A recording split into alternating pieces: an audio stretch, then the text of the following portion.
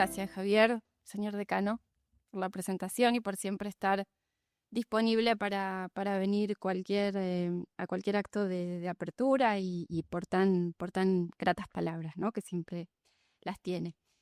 Bueno, estas jornadas se enmarcan en el proyecto Recajes, un proyecto financiado por la Agencia Estatal del Ministerio, que tiene como objetivo general explorar la aplicación, la interpretación y el impacto de la Ley 8/2021, no solo en los tribunales, sino también en los servicios sociales y proveedores de servicios para personas con discapacidad.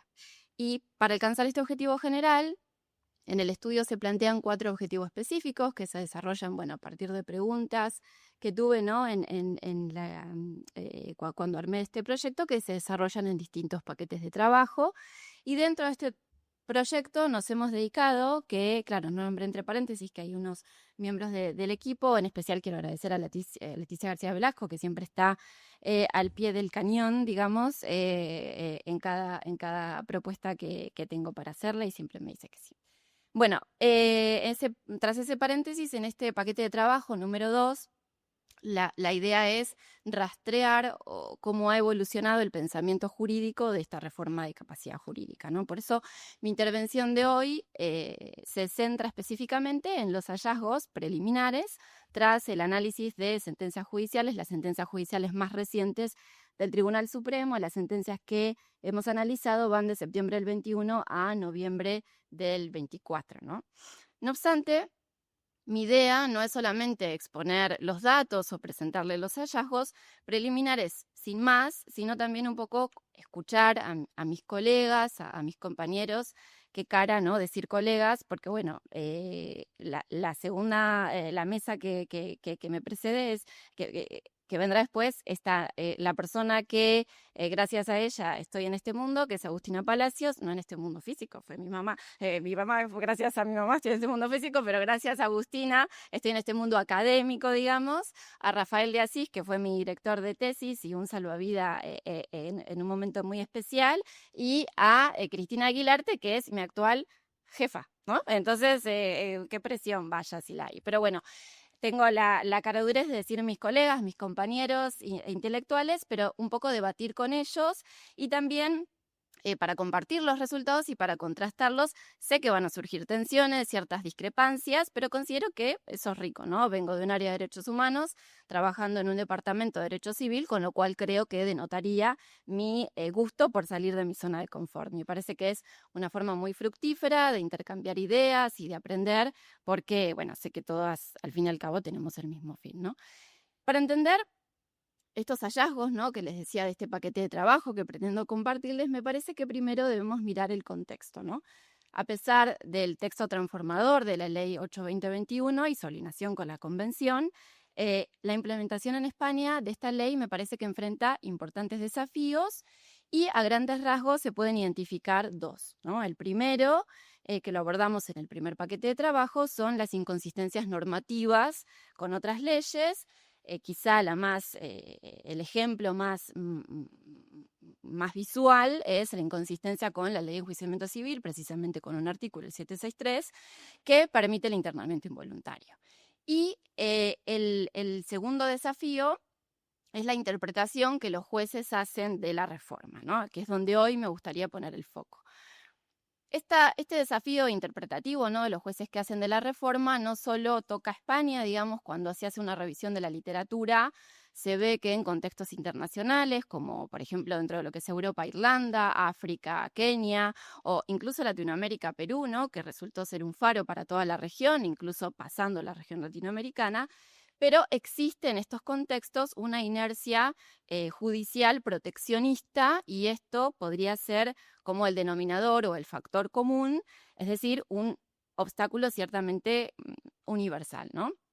Por lo tanto, analizar la jurisprudencia española podría llegar a ser una forma de entender este desafío global, ¿no? ¿Cuál es el marco teórico o de fondo y del cual parto en este análisis? En el marco de la Convención, la capacidad jurídica incluye tanto el elemento estático, digamos, de la personalidad, es decir, que reconoce a las personas con discapacidad como sujetos de derecho, ¿no?, en igualdad de condiciones que las demás, y un elemento activo de la agencia jurídica, digamos, que la envuelve, que faculta a las personas para crear, modificar o extinguir relaciones jurídicas y tomar decisiones vinculantes, como por ejemplo firmar un contrato o consentir un tratamiento médico. Entonces, el artículo 12 me parece que es revolucionario por dos motivos principales. En primer lugar, digamos, porque va más allá de la simple declaración, ¿no?, de que las personas con discapacidad son personas ante la ley, introduciendo este elemento activo que se materializa con el sistema de apoyo en la toma de decisiones para el ejercicio de la capacidad jurídica. Y en segundo lugar, para asegurar que este sistema no se convierta en una forma de paternalismo, el apartado cuarto de este artículo 12, establece un mecanismo de protección. Y la piedra angular de este mecanismo de protección es que la exigencia de que todas las salvaguardas tienen que se implementen, digamos, tienen que respetar por encima de todo la voluntad y las preferencias de la persona. Sin embargo, este concepto de voluntad y preferencias se ha convertido en un campo de batalla, ¿no? El paradigma de derechos humanos choca frontalmente con la tradición jurídica clásica que históricamente anulaba la voluntad de las personas con discapacidad, considerándola como algo inauténtico. Entonces, este no es solamente un conflicto semántico, sino que es existencial para el derecho, ¿no? Entonces, el paradigma de derechos humanos lo que dice es justamente lo contrario, ¿no? Dice que la cognición no va a ser un prerequisito para tener derechos. En este aspecto, me parece que el Comité sobre los Derechos de las Personas con Discapacidad ha sido claro cuando dice que se tienen que abolir los sistemas sustitutivos y proveer de apoyos. Con este conflicto en mente, desde el proyecto, desde Recajes, se examinaron 17 sentencias del Tribunal Supremo, de la Sala de lo Civil, y lo que hemos encontrado es una brecha entre la ley y la aplicación, ¿no? Pero también hay que decir que esto no es un problema lineal ni es un problema constante. Entonces, para explicar estos hallazgos, voy a utilizar dos conceptos centrales. El primero es el concepto de la disonancia cognitiva judicial. Es un fenómeno donde el Poder Judicial lo que hace es adoptar formalmente el lenguaje nuevo, ¿no?, de este paradigma del que les mencionaba. Hablan de curatela, hablan de apoyo, hablan de voluntad, pero su razonamiento revierte de manera simultánea a la lógica del antiguo marco paternalista. Entonces, si bien este término es cierto que tiene su origen en la psicología, su aplicación, y hay toda una justificación, se conceptualiza, digamos, lo que hace es conceptualizar, digamos, esta profunda tensión institucional. El segundo concepto que utiliza es el de la conversión institucional. Bajo este concepto se sostiene que la estabilidad institucional no es un proceso pasivo, digamos, sino que es un proceso político activo que necesita de un apoyo continuo. Este concepto lo que hace es enseñarnos que los actores aprovechan las ambigüedades, ¿no?, o los puntos débiles de una norma para adaptarla a funciones preexistentes.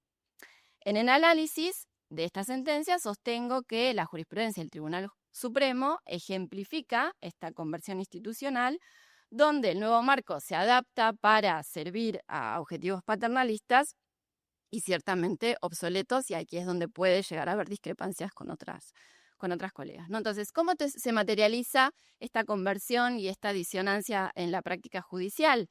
El análisis de las sentencias lo que ha revelado es que esta tensión se articula principalmente a través de dos mecanismos que actúan de manera conjunta. Uno es la interpretación restrictiva del lenguaje legal, digamos, que ahora voy a ir ahí, y el otro es la inercia probatoria. Entonces, el primer mecanismo, les decía, el del lenguaje legal, se centra en la interpretación del verbo atender, ¿no? El artículo 68 del Código Civil establece que las medidas deben atender a la voluntad, deseos y preferencias de la persona. Este término se ha convertido, y hay literatura al respecto abundante, en cierta forma, y desde una perspectiva siempre de derechos humanos, en el eje de una disputa interpretativa. O sea, puede interpretarse débilmente como considerar, o con más fuerza como seguir o hacer cumplir la voluntad de la persona.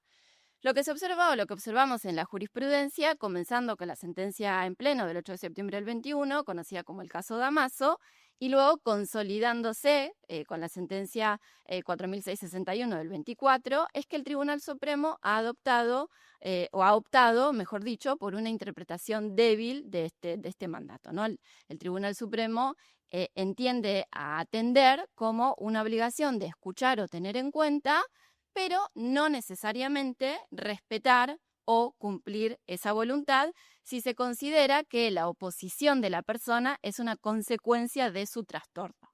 Entonces, de esta forma, lo que sería la falta de conciencia de enfermedad o lo que se llama la falta del insight clínico se utiliza como un argumento jurídico para apartarse de la voluntad expresada por parte de la persona. El segundo mecanismo es lo que he identificado como una dependencia estructural, digamos, al informe pericial, pero con un cierto detalle que lo agrava aún más. Esto nace del artículo 759 de la Ley de Enjuiciamiento Civil, que impone recabar un dictamen de profesionales sociales y sanitarios junto a la entrevista personal y a la audiencia de la familia, y acá suceden dos cosas. Una es que la ley lo que pide es un enfoque multidisciplinar, habla de social más sanitario, pero los jueces tienden a aferrarse a la parte sanitaria, es decir, al médico forense. Entonces, y además mi análisis lo que sugiere es que esta dependencia va más allá de un mero cumplimiento formal, ¿no? Lo que pasa es que se trabajó décadas, digamos, operando bajo un modelo de sustitución, en donde el informe médico sigue siendo una herramienta familiar, sigue siendo una herramienta confiable, digamos, para los jueces, ¿no? Entonces, les ofrece una apariencia, ¿no?, de objetividad científica, y esto funciona en la práctica como una herramienta de, ciertamente, de gestión de riesgos, ¿no? Entonces, ante la incertidumbre que plantea la autonomía, el juez, la jueza, encuentra en el diagnóstico médico una justificación defensible, ¿no? Entonces aquí surge también lo que se ha llamado paradoja procedimental, que es que el informe, que está diseñado originalmente como una salvaguarda, se convierte en un requisito no negociable, ¿no? En un guardián del proceso. Entonces, esto provoca que a menudo, o muy a menudo diría, se termine confundiendo la capacidad mental evaluada por el experto con la capacidad jurídica universal, que es lo que la ley en realidad busca proteger. Entonces, pese a todo esto, es importante matizar, digamos, ¿no?, que el Tribunal Supremo es cierto que intenta mitigar esto, revisa rigurosamente que se realicen las entrevistas judiciales y valora otras pruebas, como los informes psicosociales.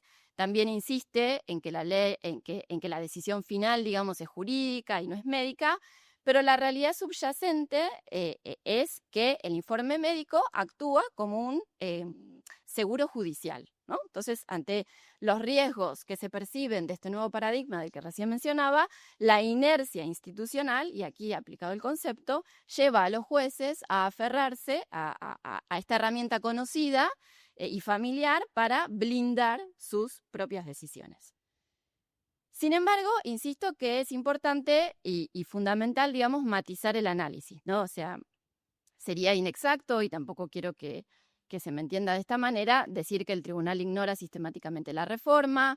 De hecho, la disonancia cognitiva reside precisamente en que convivan, digamos, lógicas opuestas, ¿no? El tribunal no es monolítico, insisto, no quiero que se me interprete de esa manera, pero si bien mantiene, digamos, una lógica proteccionista en cuanto al alcance de las medidas, sí que se ha constatado que es garantista, digamos, y muy puntilloso, escrupuloso con la autonomía en otras áreas. Por ejemplo, en el ámbito procesal, el tribunal se muestra bastante inflexible, digamos, ¿no?, con el cumplimiento de garantías. Por ejemplo, hay una sentencia muy ilustrativa, la 206 del 2022, que anuló todo el procedimiento de apelación porque el tribunal inferior no había cumplido con la obligación de realizar la entrevista personal y obtener los informes periciales. O, por ejemplo, en la designación de la figura de apoyo. Este quizá es el punto de mayor respeto a la autonomía. Hay dos sentencias del 21, la 706 y la 734, donde el Supremo lo que hizo es respetar la voluntad de la persona de elegir a familiares o allegados frente a la propuesta de una institución pública, ¿no? En el caso de la sentencia 706 del 21, anuló la decisión de nombrar a una entidad pública como curadora, reforzando la elección muy explícita, ¿no?, de la persona por que sean sus familiares.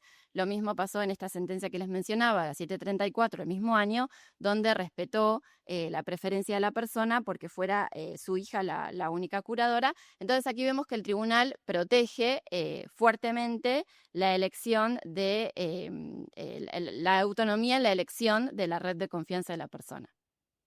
Pero ciertamente la tendencia es compleja, ¿no? O que muestra el Tribunal Supremo, o la tendencia lo que hace es reflejar, ¿no?, que el Tribunal Supremo hay una preferencia por lo que dice el Tribunal Europeo de Derechos Humanos, es decir, hay una compatibilidad en este aspecto de cómo actúan, que es el Tribunal Europeo de Derechos Humanos lo que hace es tener un enfoque de proporcionalidad, a diferencia de quizá de los cánones un poco más categóricos del Comité sobre los Derechos de las Personas con Discapacidad. Lo que hace el Tribunal Europeo de Derechos Humanos es evaluar las circunstancias de cada caso y acepta restricciones basadas en la discapacidad.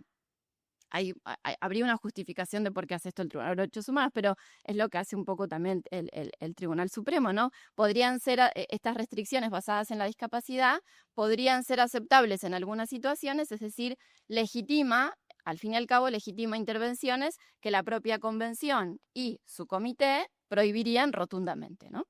Entonces, el Tribunal Supremo en este bagaje utiliza,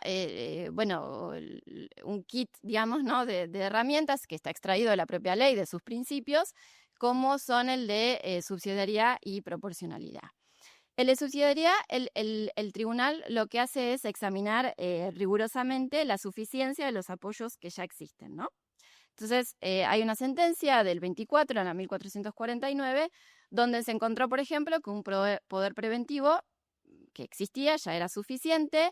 En otro caso previo, el 23, mantuvo la guarda de hecho porque decía que el apoyo informal era adecuado y era efectivo. Y la otra herramienta, que insisto, extraída de la propia ley, de sus principios, es el de proporcionalidad, que es este famoso traje a medida, ¿no? Este principio lo que hace es obligar que las medidas sean lo menos restrictivas posibles. Sin embargo, el análisis en estas sentencias muestra que la confección, digamos, la medida de ese traje, depende de la actitud de la persona. Entonces, el principio de proporcionalidad se convierte en un punto de fricción cuando el tribunal se enfrenta a diferentes expresiones de la voluntad de la persona. Para ilustrar un poco esta dinámica, ¿no?, de cómo funciona esto, me gustaría contrastar dos casos clave. El primero es el caso de la voluntad colaborativa, ¿no?, que es una sentencia del 24, la sentencia 1383, que aunque la persona deseaba autonomía, reconoció sus riesgos y aceptó la necesidad de una supervisión de sus cuentas, siempre que se le permita, la persona lo decía, actuar con libertad. Entonces el tribunal utilizó esta herramienta, ¿no?, de la proporcionalidad para codiseñar la medida con la persona, formalizando el compromiso que ella misma había propuesto. Este sería el caso de la voluntad colaborativa. El caso de la voluntad de oposición se da en la sentencia, por ejemplo, 854 del 24. La persona mantuvo una oposición clara y constante a cualquier apoyo, y aquí es donde la lucha jurisprudencial queda un poco expuesta. El tribunal anula la curatela impuesta por el tribunal inferior, limitándola muy drásticamente solamente a dos áreas, al tratamiento médico y al control de todo lo que tenga que ver con las acciones jurídicas, el control de demandas. Pero claro, esto parece muy garantista, ¿no?, porque está siendo el Tribunal Superior menos restrictivo. Pero la lógica subyacente es problemática. El tribunal lo que hizo es utilizar la proporcionalidad no para respetar su deseo, voluntad y preferencias, sino para intervenir lo mínimo posible, en contra de su voluntad, la persona interpretando que la negativa de la persona era un síntoma de su trastorno, ¿no? Entonces esto revela que, aunque se busque ese traje a medida, persiste la lógica del modelo médico. se acepta la premisa de que la discapacidad puede llegar a justificar una restricción. Esta postura lo que hace es diferir en gran medida, digamos, de los estándares que tiene el comité y de muchos autores dentro de la literatura de la discapacidad que rechazan estas justificaciones, por más que sean individualizadas, que se basan en la discapacidad y lo que hacen es, bueno, considerarlas estigmatizantes, ¿no? Entonces, para la persona. Entonces, ¿qué es lo que hace el tribunal para navegar esta tensión? El tribunal insiste, digamos, que sus decisiones tienen que basarse, y lo dice, en una visión holística, ¿no? Afirma explícitamente que el informe forense no basta por sí solo, que especialmente si ese informe va a llevar a sustituir la voluntad, y exige mirar el entorno familiar y el entorno social. En conclusión, sobre este punto me parece que vemos un patrón claro, ¿no? La respuesta judicial va a cambiar según la voluntad que se encuentra. Si se encuentra con una voluntad silenciosa o pasiva, va a seguir el camino de menor resistencia. Si se encuentra con una voluntad colaborativa, como la sentencia que les acaba de mencionar, 1383, actúa como un facilitador, ¿no? Hablando llanamente. Pero entra en un conflicto, y creo que muy profundo, cuando enfrenta una voluntad opositora. Entonces, en este escenario es donde esa inercia judicial que les hablaba al comienzo choca muy frontalmente con la autonomía de la persona y se expone este otro concepto del que les mencionaba, de la disonancia cognitiva, ¿no? De la que hablamos. Entonces, ¿cuál es el anclaje doctrinal, digamos, a esta postura? ¿Cómo lo justifica? Y creo que aquí llegamos al núcleo duro de la resistencia, que es la persistencia del enfoque médico y el argumento de la falta de conciencia. Había mencionado que desde mi análisis, desde mi perspectiva, la puerta de entrada es esa interpretación débil del verbo atender, ¿no? En la sentencia en pleno del 8 de septiembre del 21, pero la herramienta concreta, es decir, el argumento jurídico clínico que legitima esa intervención o que justifica esa excepción, es la lógica de que el diagnóstico está por encima de la persona. Es decir, se vuelve al viejo principio de que el médico sabe más, ¿no? Y esto se ve con claridad, digamos, en la consolidación de la doctrina iniciada en el caso Damaso, ¿no? En la sentencia pleno del 8 de septiembre del 21, y reafirmada recientemente al menos para mi análisis, había dicho que entró hasta el noviembre del 24, en la sentencia 4661 del año 2024. Entonces, en esta última sentencia, en la 4661, el informe forense concluyó que la persona tenía una conciencia nula, una conciencia de enfermedad nula, ¿no? Esas fueron las palabras. Entonces, para el tribunal, este dato clínico, digamos, fue suficiente para construir una cadena lógica, digamos, que lo que hace es terminar socavando con la autonomía de la persona. Es decir, existe un diagnóstico, ese diagnóstico le impide ver la realidad a la persona, ergo, la voluntad expresada por la persona, es decir, su negativa a ser representada en ciertas circunstancias, no es auténtica, sino un síntoma más de su patología. Entonces, bajo esta lógica de que el médico sabe más, el tribunal no siente que está restringiendo un derecho, sino protegiendo a alguien que no sabe lo que dice. Sin embargo, existe una cierta paradoja, y creo que la disonancia cognitiva vuelve a aparecer aquí. En este mismo caso de la sentencia del 24, el tribunal ignoró su voluntad sobre el qué, ¿no? El alcance del apoyo, pero respetó muy escrupulosamente, muy detalladamente su voluntad sobre el quién. Es decir, su preferencia, en este caso, que sea su hermana frente a la institución pública, la entidad pública. Entonces, el tribunal consideró que la persona tenía suficiente criterio para elegir a su hermana, pero no para decidir que ella tome decisiones por él. Entonces, esta selectividad demuestra que la voluntad se respeta hasta que entra en conflicto con la percepción del riesgo del juez, ¿no? Entonces, el proyecto de Recajes no es un proyecto que aborde las cuestiones simplemente de una perspectiva puramente jurídica, les decía al comienzo, no vengo de un área de derechos humanos, sino que es un proyecto sociojurídico. Entonces, más allá del análisis jurídico, tenemos que preguntarnos qué impacto tiene esa jurisprudencia en la vida real de la persona.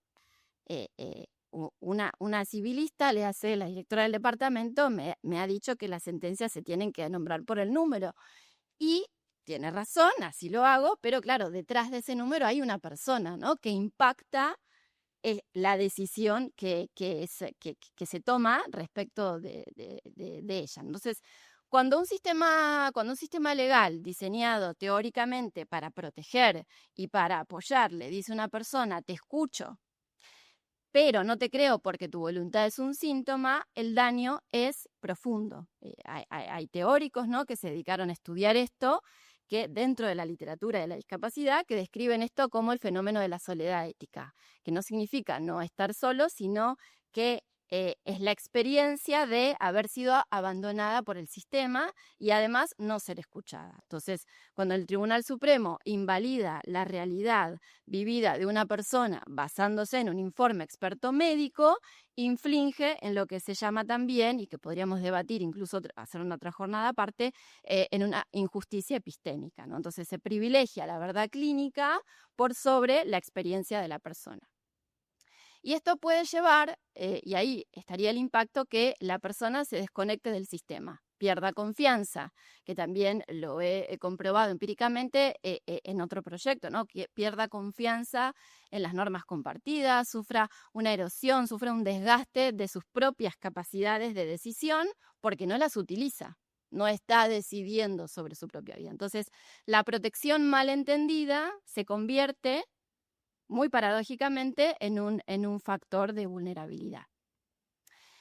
No quisiera terminar solamente con el diagnóstico y con el compartir datos, sino también plantear algunas propuestas que pueden, bueno, no digo cerrar esta brecha, pero sería muy ambiciosa, pero al menos trazar el camino para cerrar esta brecha, ¿no? El estudio lo que sugiere es que se pueda superar esta disonancia. Podríamos actuar en dos frentes. El primero es la reforma cultural, ¿no?, a través de la formación. Lo que demuestra el análisis es que el desafío no es solamente legal, no es jurídico, sino que es de perspectiva. Por lo tanto, la formación judicial me parece que debe de trascender la teoría abstracta, digamos, ¿no?, sino que se necesita una formación profunda que altere esa perspectiva clásica, centrada en la experiencia vivida por la propia persona, las propias personas con discapacidad, y también esa formación que se extienda a fiscales y a médicos forenses, porque claro, si no cambiamos la mentalidad de quienes construyen la evidencia, el juez va a seguir recibiendo informes basados en el modelo médico. Y segundo, creo yo, una reforma legislativa, ¿no? El análisis muestra que la propia ambigüedad de la ley es la que abre la puerta a estas interpretaciones un tanto paternalistas. Por ello, lo que propongo es una solución, digamos, a largo plazo mediante dos cambios legislativos concretos. El primero es la modificación del artículo 268 del Código Civil. Creo que hay que eliminar ese bucle interpretativo, ¿no? Lo que propongo es sustituir el verbo atender, que lo vimos, ¿no?, se ha interpretado débilmente como tomar en consideración, por un mandato quizá más directivo, ¿no?, que las medidas judiciales den primacía a la voluntad, deseos y preferencias de la persona. Y el objetivo de este cambio, digamos, es establecer a la voluntad como un principio rector y no como un factor más a considerar. De todas maneras, creo que esto sería insuficiente, que no es suficiente, digamos, sino que la reforma tendría que aclarar también la excepción, o sea, debe de explicitar que la oposición al apoyo no es motivo suficiente para anular la voluntad, porque la única justificación válida para la representación debe ser la imposibilidad de terminar esa voluntad, es decir, nos obligaría a ir a aplicar, mejor dicho, al estándar del artículo 249, es decir, hacer el esfuerzo de interpretar la voluntad basándonos en la trayectoria vital y valores de la persona, en lugar de caer en el interés superior paternalista, ¿no? Entonces esto impediría que se legitimen y las intervenciones basadas simplemente en una supuesta falta de insight clínico, ¿no?, como les mencionaba. La otra reforma es del artículo 759 de la Ley de Enjuiciamiento Civil. Creo que es un cambio procedimental necesario. Actualmente el artículo 759 lo que hace es imponer, ¿no?, un dictamen pericial como requisito indispensable para decidir, y aunque la ley menciona también el ámbito social, que luego tendremos una intervención respecto de eso, Esta estructura procesal, que es obligatoria, como decía, lo que hace es acaba por perpetuar, digamos, esa dependencia, ¿no?, que hay respecto del diagnóstico médico. Entonces, mi propuesta es abolir la obligatoriedad de este dictamen pericial y sustituirlo por uno centrado en la persona. Entonces, el deber principal del juez tiene que ser averiguar la voluntad a través de la entrevista directa y los apoyos existentes. Y me preguntarían, ¿y qué pasa con los expertos? Bueno, su opinión, su opinión experta, ¿no?, pasaría a ser facultativa y no obligatoria, y su rol cambiaría radicalmente. Dejarían ser evaluadores de la persona, es decir, que dictaminen la capacidad, para convertirse en asesores de apoyo. Entonces, su función sería necesaria para hacer comprender al tribunal las formas más efectivas de comunicarse con la persona, qué apoyos específicos podrían facilitar la expresión de voluntad de la persona, cómo interpretar la mejor voluntad y las preferencias de la persona de una manera más coherente, ¿no?, con su trayectoria vital y sus valores, según lo que está dispuesto en el propio artículo 249. En resumidas cuentas, la implementación de la ley 8/2021 en España está, creo yo, marcada desde una perspectiva de derechos humanos, insisto, por una profunda disonancia cognitiva en el alto tribunal. El tribunal se encuentra, digamos, atrapado, ¿no?, en esta lucha jurisprudencial, intenta navegar entre las aspiraciones de derechos humanos de la ley y la inercia, digamos, de este viejo marco paternalista. Por un lado, vemos intentos genuinos, ¿no?, de aplicar la subsidiariedad y la proporcionalidad y un compromiso muy fuerte, eso sí, con las garantías procesales, pero por el otro lado, estos esfuerzos se ven un tanto socavados, digamos, por esa reversión a la lógica, ¿no?, de que el médico sabe más. Y esa reversión se apoya en los factores que hemos analizado, ¿no?, la primacía del informe forense y la interpretación débil de este verbo atender la voluntad. Entonces, juntos lo que hacen es crear un cierto vacío, ¿no?, que permite invalidar la voluntad de la persona bajo la etiqueta de falta de conciencia, y aquí creo que reside el error de fondo, que lo que hace es perpetuar, digamos, una opresión estructural, es decir, el sistema, y esto lo más grave, sigue confundiendo la capacidad mental, el diagnóstico médico, con la capacidad jurídica, sería el derecho a decidir, y al hacerlo lo que hace es erosionar la autonomía de la persona bajo la apariencia de protegerla. Por lo tanto, creo que la solución ante una presión estructural necesita ser estructural la solución y requiere esto que mencionaba, ¿no?, abordar los hábitos institucionales a través de la formación, pero también corregir la letra ambigua de la ley y transformar ese rol de experto en rol de asesor para blindar legalmente la primacía de la voluntad, y recién ahí me parece a mí que vamos a poder cerrar esta brecha entre una intención reformista y una práctica judicial, ¿no? Entonces, me parece que es un camino viable, ¿no?, para dejar de tener un sistema con ciertas contradicciones y pasar a uno que garantice en la práctica y no solamente en el papel la capacidad jurídica universal. Así que ese es el comienzo. Muy probablemente estoy abierta a cualquier pregunta, comentario o comentario en contrario, ¿no?, que sé que lo hay respecto de mi exposición. Tenemos tiempo para unos minutitos o lo dejamos para luego. Para la mesa siguiente, a la mesa siguiente habrá un turno de preguntas y respuestas que también me las podrán hacer a mí, estoy abierta al diálogo. Así que bueno, nada más, doy paso a la siguiente mesa y les agradezco mucho la